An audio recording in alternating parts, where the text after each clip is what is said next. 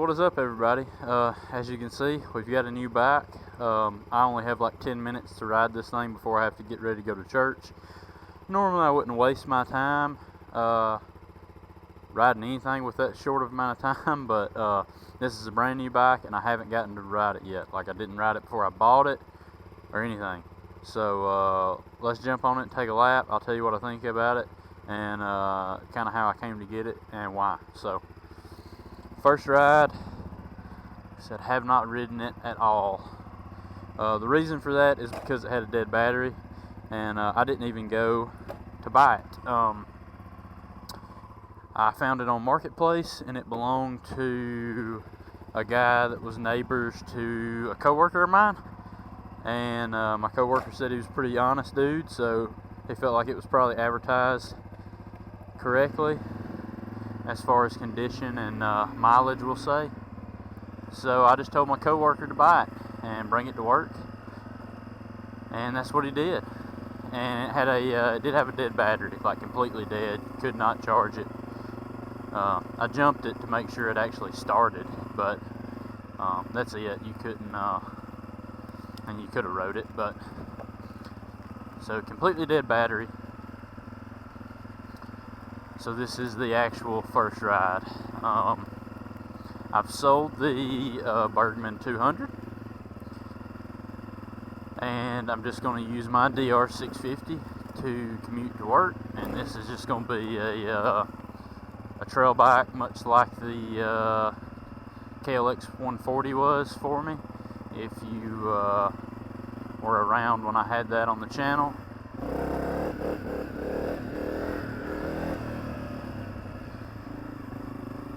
And initial impressions, it's much like a Crf250f if you've ever ridden one of those, other than having a better back brake, since it is disc instead of drum.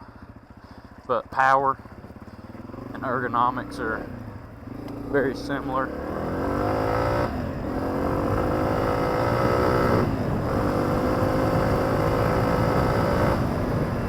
It's actually got a little more pep on the top end than what I anticipated. It's also been a really long time since I rode a Crf230, so that could have something to do with it, since that's what I'm mainly trying to compare it to.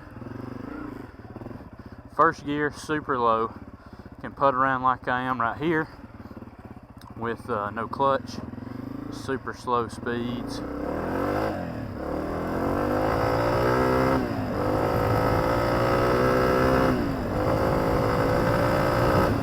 5-speed instead of a 6-speed like the Crf230. It's a little wider ratio on the transmission. Not as much shifting.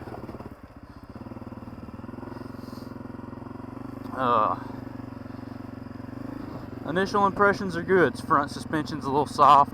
I anticipated that. I expected that. So that's no real surprise there. The big surprise is how much it pulls in the mid. I know that this, compared to some of the other models in its class, like the TTR 230, I know that this one has a little bit longer stroke and smaller bore. So it's a little more under square. I don't know if it's truly under square, but compared to, like I said, TTR 230, it's more under square. And normally that means better lower end with less top end. So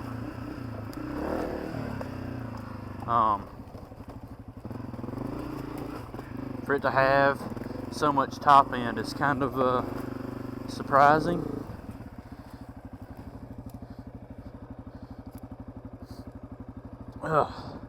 Also, new boots. Who dis? Just some cheap MSR. If you're in the market for boots, Rocky Mountain ATV selling these MSR boots like 30% off, so like 98 bucks. It's a cheap boot, but it's a boot. And we've had a ton of rain, so it's just muddy and sloppy. So anyway, there's my thoughts on it. Like I said, I sold the Bergman 200, Just gonna commute back and forth to work on my DR. I haven't been riding the DR that much, and I would guess I've had it not quite a year yet, but over half a year, and I have only put like 800, 900 miles on it. So it's got to start getting used, and there was no chance I was selling it. So sold the Bergman. We're actually planning to do an arena cross race this upcoming Saturday on this bike. I plan to try to film that and get some good footage. Yes, I know this is not a race bike. It is not a 250R. It will not perform well, but it is a very tame arena cross series. It's a very kid-friendly track, so the bike should do fine, given that I'm going to be racing in a beginner-style class, or the beginner class. Quite possibly the 450 beginner class, just depending on which class has the most competition in it. May race in both of them. I've got to drive quite a ways to get to this arena cross race, so I might as well, instead of spending $35, I might as well spend $65 and just run 2 classes. And it also kind of depends on how close those classes are.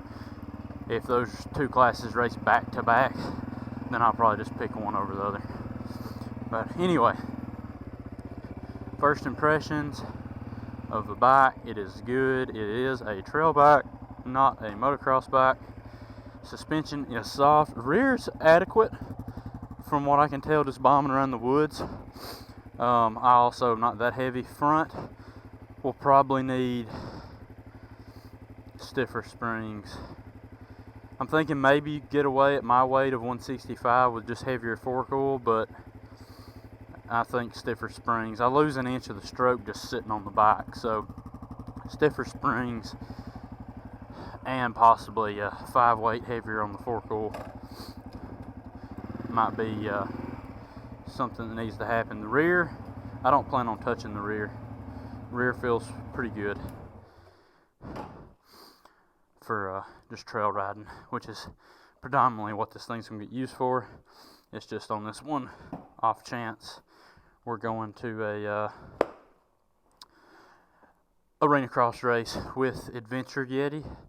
Check him out on YouTube. It's a pretty new channel, but it's a buddy of mine.